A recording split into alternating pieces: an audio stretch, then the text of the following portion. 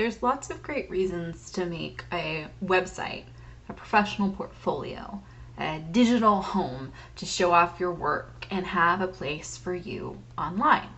But how do we start making a portfolio website? How do we identify the professional identity we want to put across, the types of work that we want to show off, and how we're going to talk about those types of work? Today, I'll teach you how to select artifacts for your professional portfolio. That is, materials and pieces that can show off the cool work that you can do, as well as annotations for that portfolio or descriptions of the work that you do, so that the visitors to your portfolio website can fully understand and appreciate what you bring to the table as a professional. First things first, it's important for us to define our terms. What is a portfolio and why should I have one at all? Portfolios are digital homes for you and your work. It's great to have a portfolio website to organize your work throughout your degree program. If you're an early student, freshman, sophomore, it's good to be able to have this website already so that you can update it throughout your time in college and beyond. It's nice to have a record of the work that you've done so you can show it to prospective employers during your job search process or have it on your resume if you're applying to grad school. You can also use it during your interviewing process, bringing it up on a site visit to an office or in a Zoom interview with representatives of a company to show off the projects that you're talking about. And finally, to have it throughout your career. A lot of people start off in a job but don't stay in that job forever, and so you can continue to update a portfolio to show your emerging identity as a professional. When you're making your portfolio, there are a few key considerations. First, whatever you put up on it is going to be public. The whole world's going to be able to see it. So if you're going to put, say, a report that you wrote or a research project that you've done on your portfolio website, you need to make sure that you can share that work. Ask permission if you're in an internship or working as a research assistant for a professor, if you can share examples of your work. In the case of internships, if you're working for, say, a company that has a lot of security or a lot of competition, this information might be proprietary. That is, it might be restricted internal to the company or organization. So make sure that you have permission to share what you put up on your portfolio. This is also important for intellectual property. Don't share images or graphics or research on your portfolio that you don't have permission to share because you might not be protected under copyright law. My second piece of advice is to make sure that you annotate the items in your portfolio. You can't just put a class project on your website. You have to explain why that project is relevant and why it matters. We'll talk a little later in this lesson about what annotations are and how to write them. And my third piece of advice is that a portfolio isn't something you should just create for a class or as a senior for your final project and then never look at it again. Nothing is less impressive when I'm Googling a candidate for a job and I see a website that's really out of date. Make sure that you maintain your portfolio over time. Add new projects that you've done or take away ones that are particularly old or dated.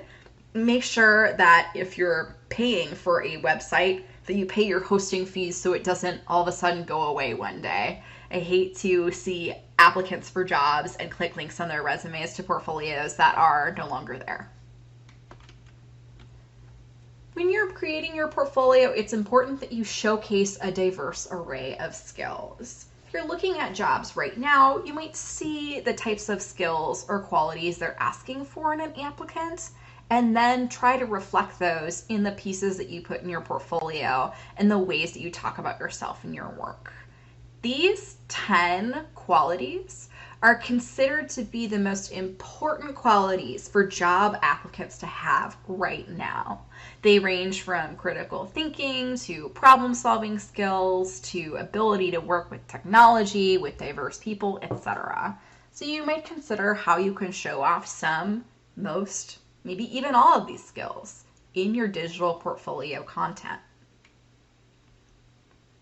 So after you've thought a bit about your portfolio and the type of person you want to represent yourself to be on your website, you're going to start thinking about artifacts. When I use the word artifact, I mean a project or an experience, some kind of thing that you're showing off on your website. So, what should you put in your portfolio? You can begin by brainstorming. So I'd encourage you to pause this slide and take a minute to open up a Word document or take out a piece of paper and brainstorm all the stuff that you could put in a website about you as a professional. This could be stuff you've done for school, stuff you've done for work, whether that work is paid or unpaid, volunteering experiences, even coverage of stuff you've done in the media. Think about projects that show off the skills that you have, whether that's social media strategy you've designed for work, research you've conducted on a company and its communication strategy, a pamphlet or a backgrounder you've made, brochures, posters, graphic design, even creative writing. Take a little bit of time to think up all the projects you've done that you could put on a website. Doesn't necessarily mean you will, but things that you could include. To identify your materials, once you've brainstormed a bunch of options, you're going to want to select pieces that show off your best work, your best qualities as a professional, or the coolest things you've done. Be selective. Quality matters on a portfolio more than quantity. If there's pages and pages of stuff to get through, it's going to be hard to know where to start.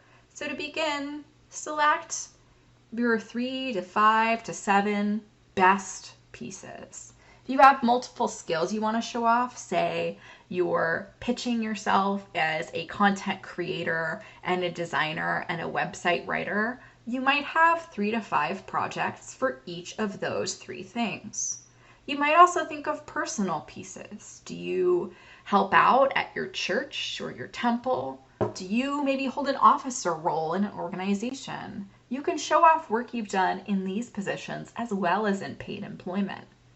You can also use work that you've done in school, but you're going to want to reframe this as something more professional. You don't want to say, for a class project, I did this. Instead, see what you can do to revise or refine the work you've done in class to show how it might apply in a professional position. Once you've decided which items you might include in your portfolio, what your artifacts might be, you're going to want to group them according to category. It's good to have 2 to 5 sections of your portfolio or areas or themes to show off the range of your skills. For example, if you're thinking of yourself as a technical writer, you might have writing work, research work, and technology work. If you're a journalist, you might show off your news reporting, your feature reporting, and your opinion or editorial work. Think about how you can group your artifacts. You might consider their genre, the different types of writing that they are, types of media or technology you used. You might think about the skill sets that they demonstrate to group them.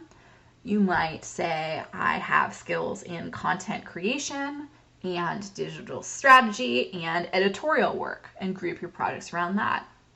Or you might consider the problems that you address or the challenges you faced when creating these artifacts. That can be another way to group them. You should take notes while you do this because this information is going to become very valuable when you write your descriptions of your portfolio pieces. So once you've selected your artifacts, you're going to want to annotate them or write a description. Do not just put PDF files on a website and call it your portfolio. If I see 8 PDFs on a page, I'm not going to know how to navigate that. You need to group and categorize your portfolio pieces, describe what they are and why they're important. Do some interpretive work for your readers of your website. You need to explain what these mean and what skills they represent. Think of writing your annotations like answering a question from an interviewer in a job interview. Someone might ask you, what's a project you've done recently? And you're going to answer concisely yet descriptively to describe what that project was and what impact it had. They might ask you, how do you use technology in your work? So you'll briefly describe what technologies you're using lately and to what ends. They might ask you to tell them a time about when you worked in a team or encountered a challenge or did something impressive. Think about these annotations like responding to a question like that. You must concisely, yet descriptively, show them what you did and why it mattered. Here's an example of what not to do. This is a website that's available for a school counselor that has a wealth of really interesting artifacts, but they're just called the title of the work, and there's no thumbnail or image for me to see at a glance what these are or description of what they are. I can see that this counselor has small group and IEP meeting journals and lesson plans, but I don't really know why I should care about those meeting journals or lesson plans. It would be helpful if this person provided context to say something like, these journals helped me to make targeted interventions into students' lives for at-risk learners. I created groups around students who were military connected, as well as students who were struggling with ADHD and other cognitive disabilities to help them build executive functioning skills. Do you see how that brief description helps you to better understand what this person was doing and why and what skills they might bring to our context? Instead of just plunking in files, do something like this. This is a digital portfolio from a content marketer who explains a COVID-19 response campaign. She provides screenshots so I can see a little bit of what it looks like without opening the full file. She provides a time frame for the project and writes the goal that she had when she was putting together this project. This way I can see the types of work that this person does, understand what content marketing means to them, and see their strategy at work. You can write longer form descriptions too if you want to give more detail. This is a portfolio from a technical writer who is summarizing the type of work that she did with a medical device company to create instructions for use. There's a picture of the instructions, and I particularly like at the bottom this brief summary of the skills that this project used. Consider how much your audience might want to read when you're writing descriptions. This is a lot of information to get through, and I personally am not going to read multiple paragraphs about a single project, but you might need more space to go into detail about what happened. Balance what your audience needs with what you want to communicate, but make sure that you describe what the project was and why we should care. When you're writing your annotations, your summaries of your projects, make sure that you explain what you did, give context for the project, and translate its value for your readers. Explain. Say, what did you do? How'd you do it? What skills does it show off? If I'm showing a set of instructions that I wrote or a help guide, tip sheet, I'm going to explain what need those instructions were addressing, how I made them, and how I conducted user research to target that to the needs of an audience. Then I'm going to need to give context. Why did I make the thing? If it's a school project, how could you reframe it in a more professional way? Maybe I made a set of instructions for my technical writing class. I taught someone how to use software to help them design documents. Instead of saying, for my English 322 class at Jacksonville State University, I did ... I might say, this set of instructions is designed to teach users how to remove the background from an image in Adobe Photoshop. See, that's how do you see how that's a little more impressive than saying, I made this for a class project? Finally, translate the value of your work. You can do this in a number of ways, but the bottom line is to show how this might be applicable to them in their context. Okay, so you've written your annotations, but it's also important to think about how you annotate yourself. You're going to show off the cool work that you do, but you also need to describe who you are as a professional. You need to articulate some kind of a professional identity on your website. What are you all about as a colleague, as a coworker, as an employee? There are a few examples that I'll give here of about me pages or front pages of professional portfolio websites that the first thing that folks often look at when they go to a web page like this. This particular person identifies as a freelance writer and describes how she interacts with clients. Here's another About Me page from a writer and consultant that briefly describes the qualities that this person has and what they bring to the table before inviting you into future conversation with them. Here's a page for a writer and an editor that has a pretty powerful statement about how she's a catalyst, how she sees every piece of writing as a symbol of the relationship between writer and reader. And this person also provides some links to additional websites where you can find her.